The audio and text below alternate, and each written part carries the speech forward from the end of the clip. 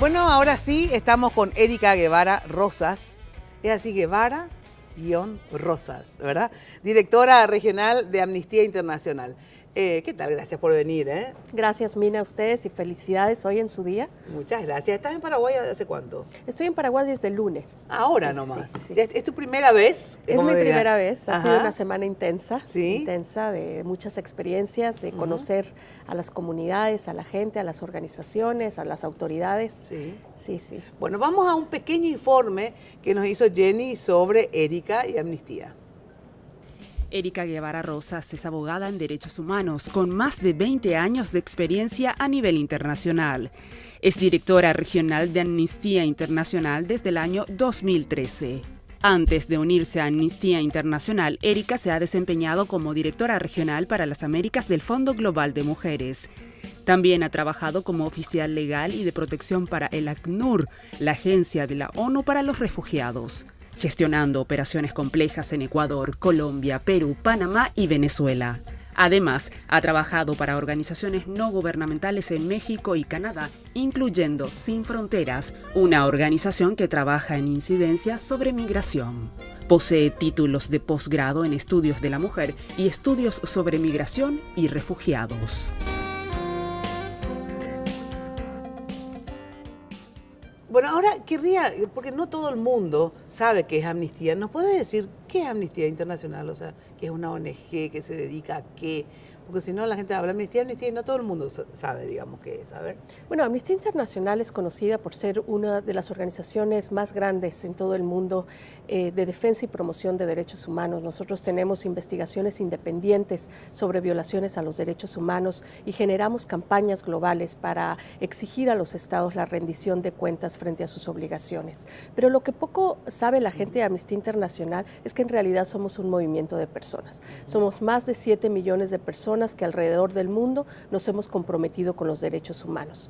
Nuestra membresía es quien aporta financieramente los recursos que utilizamos para nuestro trabajo de investigación. No recibimos dinero de gobiernos ni de empresas, sino de individualidades. De individualidades, de gente comprometida con los derechos humanos que apuestan a que la organización pueda coadyuvar a esfuerzos para la defensa. ¿Y dónde la gente puede hacer sus aportes? Porque yo puedo hacer el aporte, cualquiera puede hacer el aporte a Amnistía. Cualquiera. No. Nuestro criterio es precisamente que haya un compromiso de defensa de los derechos humanos. Nosotros tenemos capítulos nacionales de Amnistía Internacional. Aquí en Paraguay tenemos una oficina nacional que ha tenido gran trayectoria de trabajo, de acompañamiento a las víctimas de graves violaciones a los derechos humanos en diferentes momentos históricos. ¿Y dónde uno puede ir o una dirección? Sí, nos pueden buscar en la web. En el caso de Paraguay, Amnistía Internacional tiene una web que la pueden encontrar buscándola en los buscadores, pero también en Twitter, con el handle de AI Paraguay.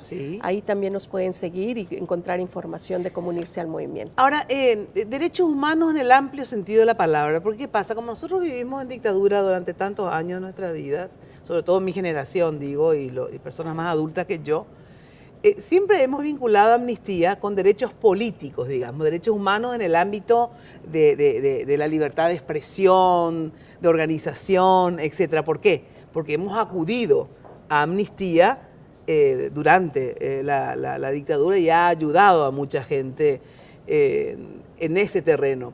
Pero en realidad Amnistía va más allá de los derechos políticos violados, digamos, es cualquier tipo de violación de derechos humanos.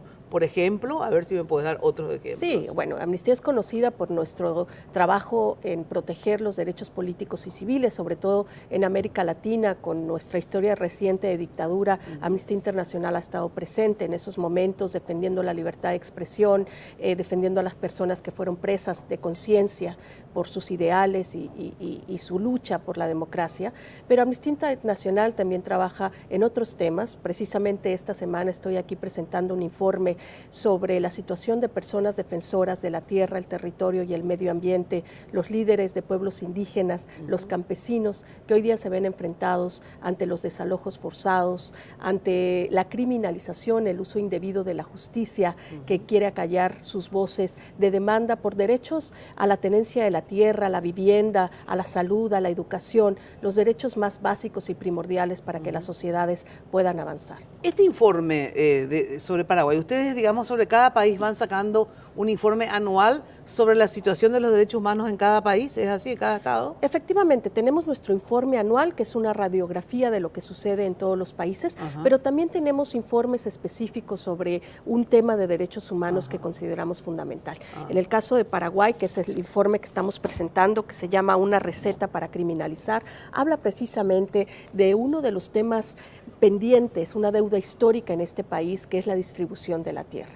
Lamentablemente, los estados han priorizado el interés económico sobre los derechos de las grandes mayorías, un país en donde tiene una desigualdad social que está afectando a la mayoría de la población, donde el 90% de las tierras están en manos del 5% y que se ha despojado inclusive a pueblos indígenas del acceso a sus tierras ancestrales. Pues que siempre digo que la materia pendiente en nuestra democracia, yo no digo en relación a los derechos humanos, digo en nuestra democracia, es esencialmente la mayor equidad en el terreno económico. Y ahí entra la distribución de la tierra, los salarios, el nivel de vida de la gente.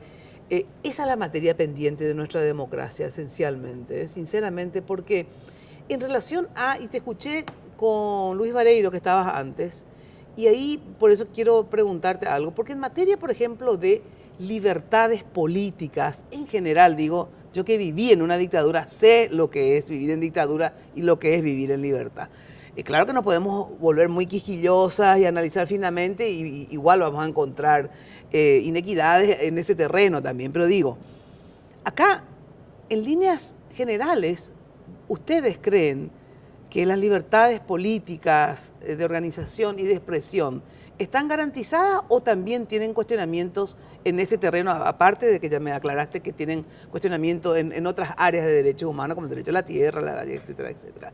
Pero, ¿por qué tienen cuestionamientos? Porque escuché que le decías a Luis que, por ejemplo, la libertad de expresión, que hay periodistas, ¿verdad?, que fueron, no me acuerdo la palabra que usaste, si censurados o algo así por organismos del Estado, digamos, porque cuando se habla de derechos humanos se habla en relación al Estado, digamos, no a las mafias que inclusive matan periodistas, te estoy hablando del Estado, ¿verdad?, paraguayo, porque eso es importante que la gente entienda, porque la gente dice, ay, esto de amnistía y esto que le defiende siempre los derechos humanos de uno y no de las víctimas. Lo que pasa es que ustedes defienden cuando el Estado atenta contra los derechos humanos de los ciudadanos. Ahora, ¿y por qué pusiste énfasis en el tema de la libertad de prensa, por ejemplo? Cuando de verdad, te digo porque yo trabajo en prensa, ¿y en qué sentido crees que el Estado coacciona, digamos, a los periodistas? Bueno, sin duda alguna, la historia reciente del Paraguay, que ha pasado por una trágica situación durante la dictadura, con graves violaciones a los derechos humanos y una restricción total de la libertad de expresión, con medios de comunicación censurados, cerrados, etcétera. No podemos compararlo con ese momento, pero lamentablemente todavía vemos muchas limitantes a la libertad de expresión. Y lo vemos en todas las esferas, es decir, no está desvinculado del reclamo de derechos económicos, sociales y culturales, donde a los defensores de los derechos humanos se les criminaliza, pero también a las personas que informan sobre estos temas. Nosotros hemos documentado casos de periodistas que han sido coaccionados en el ejercicio de su función periodística, llevados ante la justicia para que den las fuentes de información que como tú sabes, como una periodista, pues que son tan importantes para el ejercicio de informar y el ejercicio del derecho a también ser informado. Y en ese sentido nosotros siempre hemos puesto atención y alerta precisamente por esa línea delgada que se puede atravesar entre generar libertades después de una dictadura, pero también empezar a restringirlas, ¿no? Claro, por eso, porque en líneas generales, en comparación, inclusive habrá casos aislados que yo no conozco, digamos, ¿verdad? Puedo estar muy desinformada. Pero en términos de libertades, en líneas generales, yo creo que hemos avanzado 1 millón de pasos y no es el problema central en Paraguay. Yo siempre digo que cuando tratamos de, si bien podemos hacer un informe extenso y podemos ser muy finos, digamos, pero creo que acá hay que resaltar los grandes problemas de derechos humanos todavía que tenemos en materia, están demasiado pendientes, o sea, no pueden haber más de casi 2 millones de pobres en el Paraguay. Eso no es posible, ¿verdad? Yo creo que Amnistía, con este trabajo maravilloso que ha hecho siempre, ¿verdad?, tendría que centrar más en cuestiones que de verdad son casi crueles, o sea, que duelen, digamos, ¿verdad?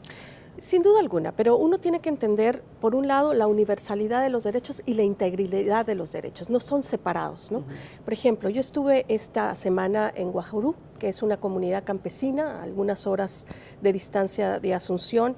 Tuve el privilegio de conocer a la comunidad, una comunidad que en los últimos 3 años ha sufrido de 3 desalojos forzados, en esta complejidad que existe en Paraguay de la superposición de títulos, de tierra, etcétera, en donde las comunidades han sido violentadas por el propio Estado. En uno de los desalojos, más de 1.200 policías desalojando violentamente a 200 familias, cometiendo atrocidades graves como maltrato a niños y niñas, destrucción de viviendas, de sus escuelas.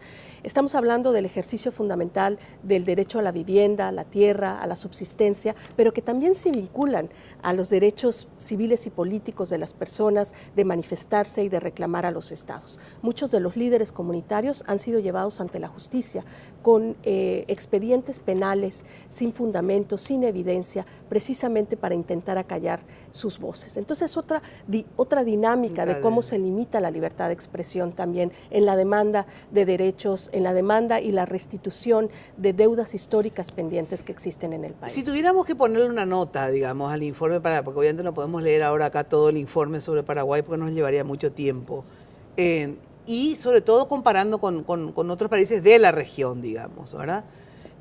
Paraguay tiene la nota más baja, tiene una nota media, famoso mal de todos, consuelo de tontos, digamos, hay países en la región que están con nota más baja que nosotros, los paraguayos. ¿Cómo estamos en materia así?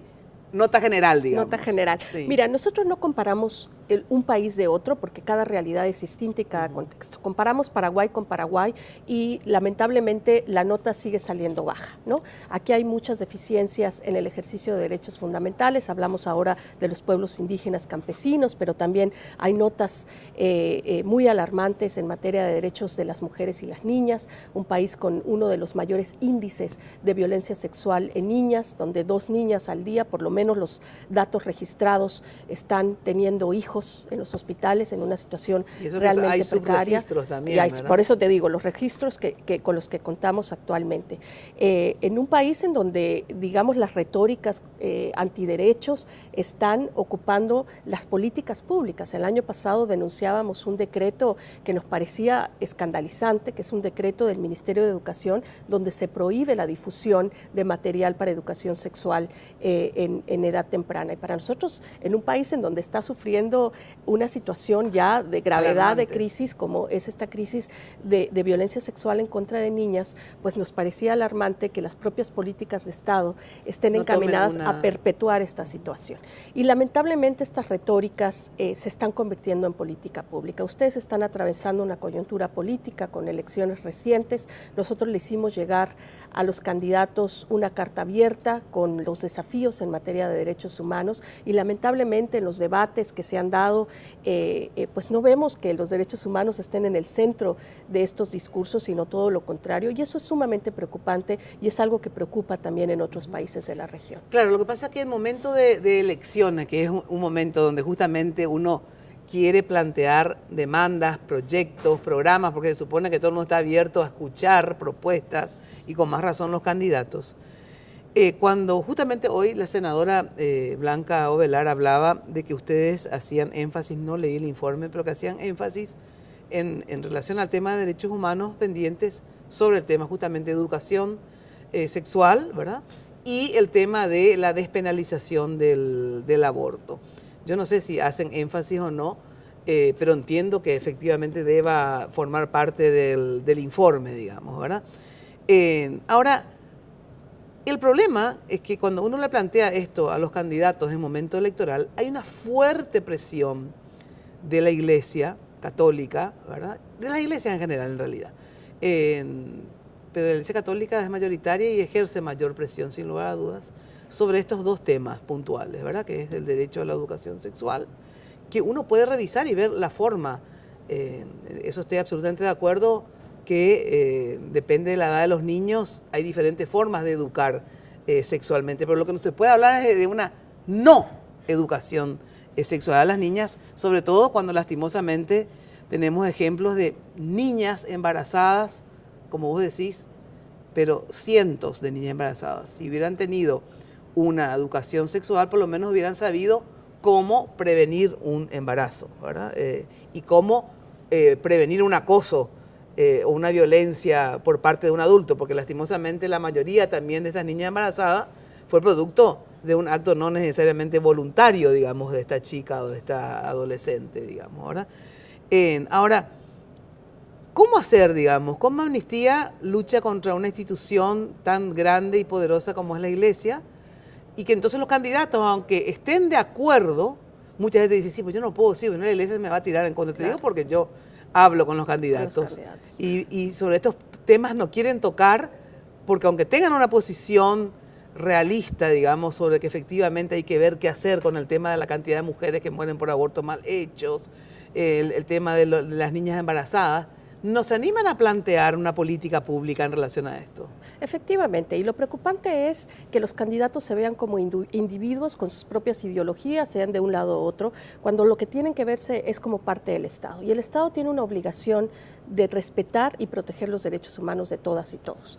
Cuando uno habla del derecho a elegir de las mujeres, los derechos sexuales y reproductivos, no puede aislar el tema del aborto únicamente sin hablar del tema al acceso a la salud integral, a métodos anticonceptivos modernos, a la prevención y a la atención de la violencia sexual que cada día aumenta en toda nuestra región, incluido Paraguay. No podemos hablar de los derechos del 50% de la población y politizarlos, y eso es lo que sucede en los debates, ¿no? Sin duda alguna, nuestras sociedades son conservadoras, con una influencia de la jerarquía católica y de otras religiones que influyen en la política de los países, y que eso tiene que haber un rechazo absoluto. Amnistía Internacional siempre ha promovido y ha respetado la libertad religiosa en muchos países del mundo, es uno de los temas que tenemos, pero la ideología religiosa de una persona en lo individual no puede inferir en las políticas públicas del Estado. Y en ese sentido, y lamentablemente la senadora no está aquí para que pudiéramos tener un diálogo, pero no es que nos enfoquemos solo en el tema del aborto, lo que pasa es que el aborto es una de las expresiones de discriminación mayor que enfrentan las mujeres y las niñas en toda nuestra región. Nuestra región es la región más en retroceso en materia de derechos sexuales y reproductivos. De los 6 países que prohíben totalmente el aborto, 6 se encuentran en nuestra región, ¿no? Y eso es un reflejo de que no hemos logrado poner el debate de los derechos humanos en el centro, ¿no? Con la evidencia científica y todo lo que hay alrededor para que se puedan discutir abiertamente estos temas. Por último, entonces si tuviéramos que poner una nota a Paraguay, teniendo en cuenta el conjunto de los avances y retrocesos, del 1 al 10, ¿cuál sería la nota de los derechos humanos en el Paraguay? Bueno, sería difícil calificarlo. Yo creo que la gente es la que tiene que calificarlo, y de la gente que yo he conocido y he tenido el privilegio estos días de poder entablar una conversación y entender sus problemáticas y su sufrimiento, creo que ha reprobado. Ha reprobado. Ha reprobado. O sea, tenemos que hablar de un 3 en la época en mi época, ahora es del 1 al 5 en realidad. Bueno, estos informes ustedes hacen llegar también, obviamente, al Ejecutivo, al Estado paraguayo, ¿verdad? ¿Alguna vez tuvieron algún tipo de retorno en alguno de los países, digo, donde también hablan y les dicen sí, se negocian, en el buen sentido de la palabra, los avances para poder, porque bueno, de repente hay errores, digamos, que el propio presidente puede decir, sí, la verdad que en esto estamos mal, vamos a darnos tal política, vamos a dar tal financiamiento, etcétera. ¿Existe también esa predisposición? Sí. Nuestro mandato es coadyuvar esfuerzos de los estados por proteger los derechos humanos y hacer a los estados rendir cuentas de sus obligaciones nacionales e internacionales que han adoptado a través de las leyes y los tratados de los cuales son parte. Nosotros siempre tenemos una interlocución, esa es nuestra principal tarea, interlocutar con los gobiernos, porque muchas veces las comunidades víctimas de violación no tienen ese acceso. Yo me he reunido en esta semana con autoridades del más alto nivel, estuve reunida con el ministro de Interior, con la fiscal general, estuve con el presidente del Congreso, mañana estaré con el presidente de la Suprema Corte, le hemos hecho entrega, porque para nosotros nuestros informes son herramientas que los estados pueden utilizar con recomendaciones concretas. Claro, si quieren lo toman y si no lo dejan, digamos. Pues ojalá que lo tomen, ¿no? Exacto. Porque además nosotros servimos de una plataforma para dar voces a estas víctimas de las violaciones a los derechos humanos. Mis reuniones han sido constructivas. Y de la experiencia que ustedes tienen, ¿cuánto lo toman y cuánto lo dejan? pues hay estados que toman con seriedad estas preocupaciones. Esperamos que sea el revierten caso lo del que te digo, Paraguay. o sea, Sí, en ¿sí? muchos casos Se hemos ha logrado revertido. cambios paradigmáticos en mismo Paraguay. Hemos contribuido a través de nuestros informes y nuestro activismo de la Sí. membresía de Amnistía Internacional a cambios sustanciales en la vida de las personas, también en las leyes, en las instituciones, y seguiremos, ¿no? Intentando, promoviendo y promoviendo. presionando a través de Para que nuestras así sea. campañas para que así sea. Muchas gracias por estar aquí, ¿sí? Gracias, Mina. Bueno, ahora sí, me despido de todos ustedes hasta el lunes, que vamos a tener justamente a Alicia Pucheta, la futura probable vicepresidenta y luego presidenta, sería la primera mujer presidenta del Paraguay, siempre y cuando se acepte la renuncia de Cartes, etcétera, etcétera. Y ya sabes que de lunes a viernes de 8:30 a 12 te espero siempre por Radio 1000 AM. Chau, chau, muy buena noche.